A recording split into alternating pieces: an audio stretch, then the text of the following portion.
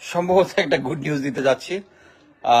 আমি জাস্ট কিছুক্ষণ আগে দুইটা সোর্স থেকে কনফার্ম করলাম। একটা হচ্ছে জেনারেল ওয়াকার, এবং আমরা সবাই জানি যে এয়ারফোর্স, নেভি এবং সেনাবাহিনীর প্রধান তিনজন হচ্ছে 13 লং কোর্সের অফিসার।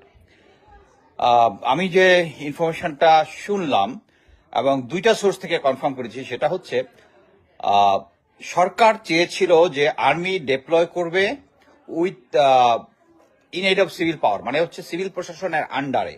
বাট জেনারেল ওয়াকার এবং তিন বাহিনীর প্রধানই যখন ছিল, তারা চেয়েছে যে ম্যাজিস্ট্রেসি পাওয়ার, মানে আর্মি নিজস্ব ম্যাজিস্ট্রেসি অথরিটি নিয়ে গ্রাউন্ডে নামবে। সরকার মানে নাই, এবং এই টাগ অফ ওয়ারে এমন একটা সিচুয়েশন হয়েছে, এখন জেনারেল ওয়াকার এবং তিন বাহিনীর প্রধানকে আইসোলেট করেছে ডিজিএফআই কে দিয়ে, এবং প্রেসার দিচ্ছে তাকে এটা মেনে নেওয়ার জন্য। This is very good news.